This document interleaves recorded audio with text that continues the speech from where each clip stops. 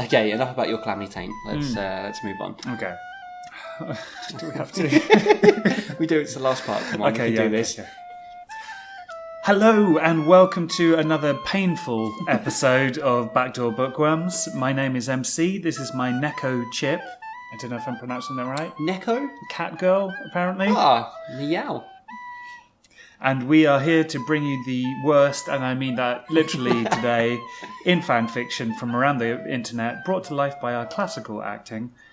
I don't know what classical acting is, but it came up. It's a very old-fashioned style where we are, we're more like Gene Kelly sort of thing, basically. Okay. We're basically the Gene Kelly of the internet. This, I think, can imagine Gene Kelly reading through 30 H's and acting it out, and no, I don't want to... No, it just makes me sad. Can we move on? Yeah.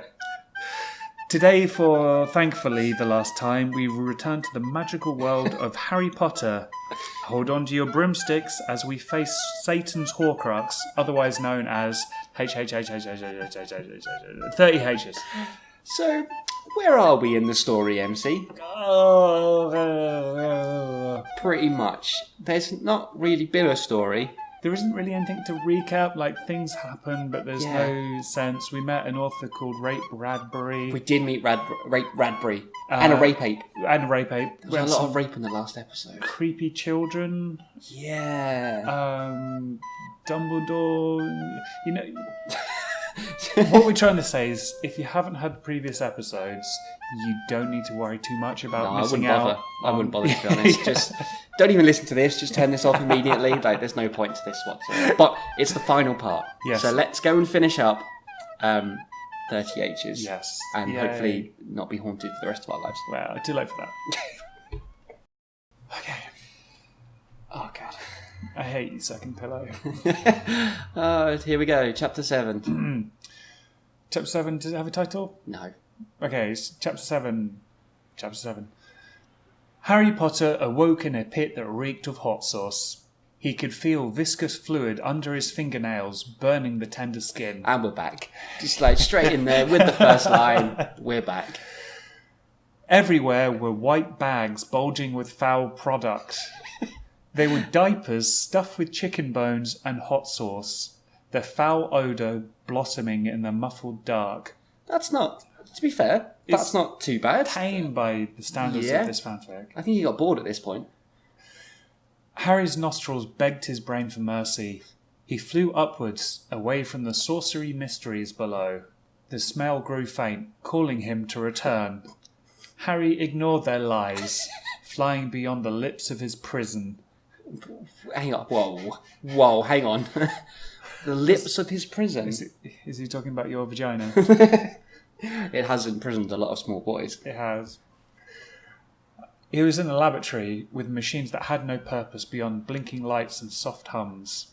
Hello, my boy son. You make a father so good. Harry had flown out of the nose of an old man. Right. An old man that had diapers filled with chicken bones and hot sauce in his brain. Yeah. Yep, cool. Good. Just making sure we know where we are. We're grounded. We're still in the story. Perfect sense. This man wore a white coat, yet was drawn by the hand of an idiot. His voice came not from his mouth, but from elsewhere. A sad attempt at humanity. Okay, I think this is autobiographical. I think this is Second Pillow describing himself. I think drawn by the hand of an idiot is the best burn, and I'm going to steal that and use it on someone at some point. At least we got something from this fanfic. We did. Apart from nightmares. Yeah, true. I knew you'd do so well. Now you choose. The man reached into his coat and laid out 3 diapers, each brimming with the spicy bones of the nose prison. He removed his head and stuck it on a spike on the counter to keep it from rolling away. How practical. Very practical. He's obviously a very sensible old man, even if he was drawn by the hand of an idiot. The diapers began to stir as creatures clawed out of bony wombs. Arrayed before Harry was a turtle, the reptilian body so frail that it seemed an afterthought to the shell. A bald weasel with toothpicks for legs, and a wrinkled thumb in a glass of water. Don't want to imagine these things. I just turned my brain off. and try not to. You know, before we started recording, I was like, come on, just the final part. Let's just get through it. Let's get it done. And I want to die already. And we saw like the first thing, we saw, it's short, just a couple paragraphs. Yeah. But it feels like it's been 3 hours already. I feel like the old man drawn by the hand of an idiot. That's how I feel. I do feel like this has aged me by 10 years. Or 10 centuries, I'm not sure which. This is definitely some sort of witchcraft, which is appropriate. Yeah. The old man's head called out from the spike. Everyone has one. Make your best friends for life. Harry drank the glass of thumb water and spat the thumb at the old man's head. Harry drank the glass of thumb water. Oh, thumb water. I don't know. Thumb water. Stop. Thumb water. Oh, and that's the end of chapter 7. Thumb water. Chapter 7, thumb water. Chapter 8, thumb water. I hope Chapter there's more 9, thumb water. Chapter 8. Oh, fuck's sake. Let's just move on. Okay. Oh, God, it's a long one. Oh, my God, it's so fucking... Sweet baby Jesus. Okay. We can do this. Okay, we can do this. Okay. Chapter my 8. God. Chapter 8. Severus Snapplebottom began his life as a hand on which were perched each of the 5 first presidents of a country called America. The first 2 presidents, Geheb and Swanash, were turned into ashes by a passing wave of fast food regulation. What the shit, man? Stop. How can you get weirder? How does this get weird? What? Oh! The ashes were consumed by children in various Wendy's establishments. Each plastic packet was a coffin for their memory, and no one knew their name, even though they were listed on the ingredient list. These children became soldiers in wars, fought for control of who had all the bullets. Whoever shot the most bullets the fastest won. The third president, Wahuli, went to a country that was nothing but a desert with half buried? I can't read that. Yeah. Turkeys. What? Sometimes turkey butts were above the sand, sometimes a leg or a head. Wahuli trapped and fell into a turkey head, where he was eaten and ordained as a rabbi. He was sent to trim the beards of 157 toads whose beards were absorbing the water that was used for the next year's crop of shovels. Without these shovels, the peasant would be unable to shovel the ashes of their children from the bullet wars. Wahuli took these beards and formed a lasso. This lasso was a ropey wonder. He used it to tear off his penis and write the 13 commandments of America upon a passing eagle in cock's blood. No, don't make it a nursery rhyme. That makes it worse somehow. Just imagine a small child in the dark singing it to you. No, I don't want to. Okay. He's just fucking with us now. He fucking knows. This has been written. He listened to our previous episode. He's like, you know what? I'm going to go back and I'm going to edit all of this. And I'm going to fuck with them even more because this is hurting my emotional sanity right now. I think he knew that if you're reading it at this point, you're stuck. There's some sort of compulsion that's keeping you going. Fuck, I hate this escape. guy. I hope he's dead. So let's hear the 13 commandments of America that are, of course, written in cock's blood. 1. You are stupid. 2. Baby, someone cut off my dick and wrote an America with it.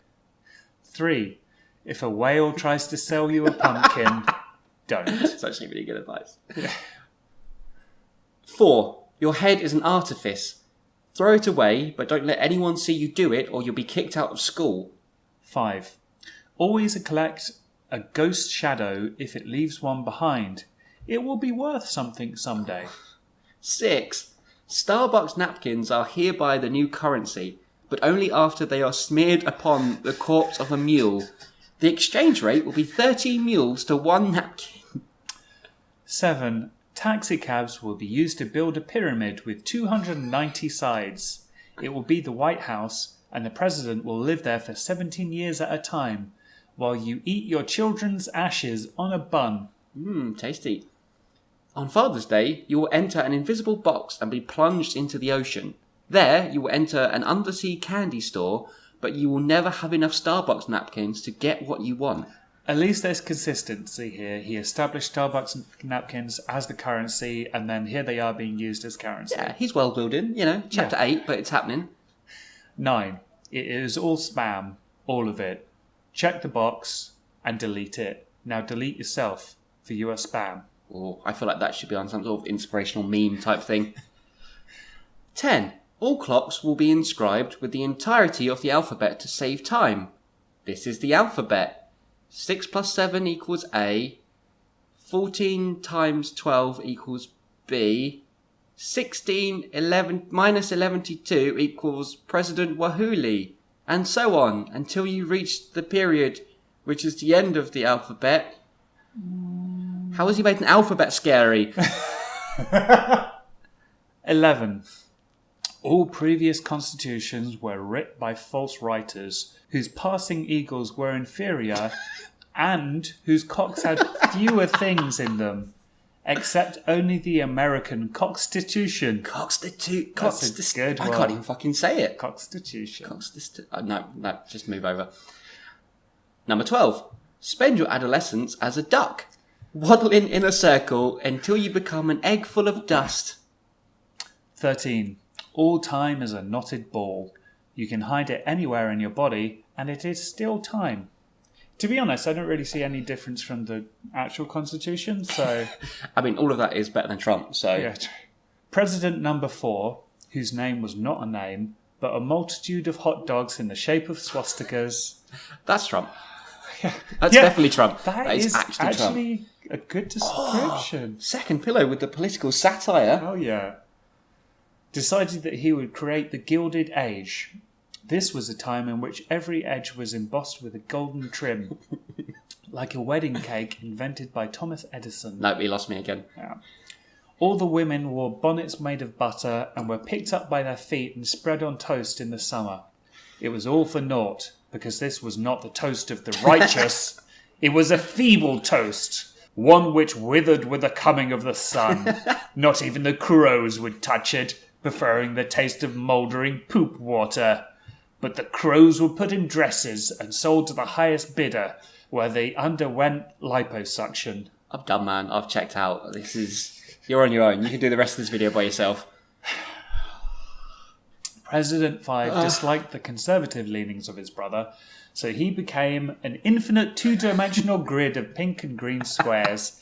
Each square had a vagina upon it. Of course. These vaginas each emitted a spear of light upon which was skewered an endless succession of planets. Oh.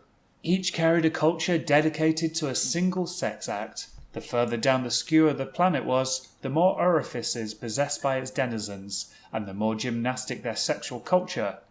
The worlds... ... I don't know if it's leading into the next chapter or if it's just...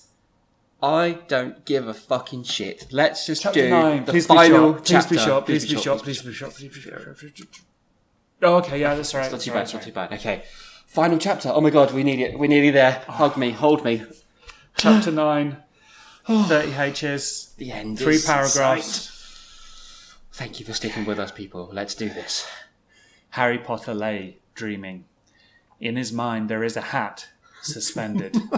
It comes unhinged, travelling beyond the dream. The hat finds a sunlit hill, studded with flowers and children gorging themselves on chocolate. Chewing faces are smeared with brown residue. Perched atop the hill on its brim, the hat is still. It rolls down the hill, skating between the chocolate-stuffed children. It comes to one child and stops. Without chocolate, the child stares blankly at its neighbours, filled with emptiness. The hat points its empty bottom at the child and sprays a glittering beam of rainbows. They encircle the child's hands, transforming them into chocolate. Tears of joy streak down the child's smile as it begins eating its hands. The hat flies into the sky. The child waves a brown stump. I don't know why. Okay, but that feels like the weirdest, most peculiar paragraph of the whole thing. And maybe because it started out like it seemed quite innocent and then the child is eating his chocolate hands? Yeah, and also the fact that the hat pointed just really blew my mind, and I don't know why. I feel like I've been hypnotized or something. Like I'm going to go out and try and murder some sort of like political official or something. Yeah, it does feel like I'm being brainwashed when I read this. Yeah. Like, I'm going to black out and wake up covered in blood and chocolate hands. That's no different to a normal Friday night. True. The hat ascends to a palace of clouds. Within, God, bearded and weeping, sits beside a mountain of tiny angels. One by one, he picks them up and tears off their wings. He then places them into separate baskets. The hat approaches God, and the rainbow is deployed. It encircles God's crotch. Okay, we're halfway through this. Oh, so close. A giant chocolate phallus emerges from God's robes. Dropping his broken angel, he breaks off a piece of his candy member and smears it on his lips. With a chocolate-studded smile, he slowly raises his fist and gives the hat a thumbs up. Last paragraph. Okay. The hat travels into space. It finds itself before the sun. It is a tiny dot before the immensity of the cosmic fire. The hat trembles. A tremendous rainbow issues forth, embracing the sun like a wedding vow. I like how we give it up on commenting as well. We just get through. Fucking finish it, come on. The fire cools and deadens. Like, that's me. That's me right now. That is my wish I spirit was since dead. reading Yeah. that. A chocolate tidal wave roars from its poles and meets at the centre. On Earth, the skies blacken. Yep. The flowers turn to dust. Yep, feels like that. Humanity expires silently, Yep. like an infant in its crib. Lucky bitch. The hat drifts through space, dreamless. And so ends 30 H's. Oh my fucking Christ! That was a drug trip. I really felt like my mind was melting, and like we've seen some fucking weird shit. Yep. Like, it's not like we're a stranger to stuff. We'll happily watch like a David Lynch film or Yeah. The Sonic the Hedgehog one we did before this was it's bizarre. fine, but it's fine. We enjoy that, but this is just. This is dangerous. This is actually a danger to humanity. I feel like it should be banned. Yeah. Like, if it would have been published 20 years ago or 30, 40 years ago, it would have been on a banned book list. Yes.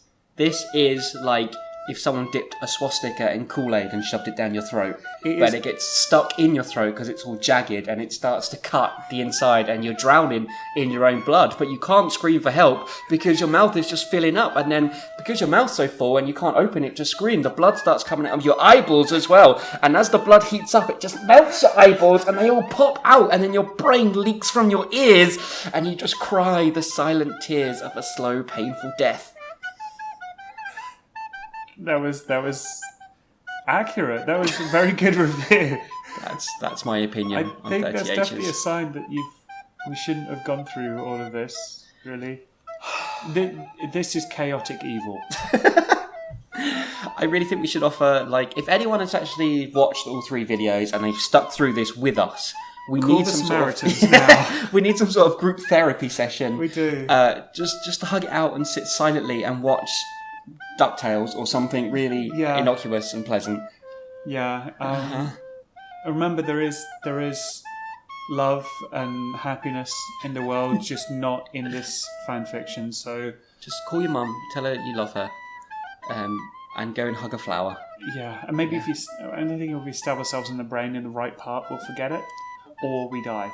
But either way, I'm happy.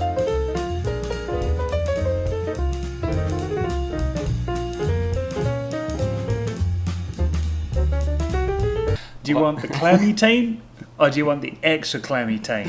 I want the refried clammy taint, the special sauce, Which is more clammy taint? which is my old clammy taint. I'm going to drop that down also on. I think it was more like there before. Like, Okay. yes. I think you should include clammy taint as a bonus feature after the credits. Just put in loads of talk about a clammy taint. Yeah. Or is it too quiet now? Maybe. What's our 30H's voice? Make it stop. It hurts. Okay, we are a bit louder, aren't we, when we record? So We are. Yeah. yeah, I don't know. Is the. it's a I bit think loud, that's a isn't it? bit. It's all that clammy taints we've been talking about. No, we got excited about clammy taints.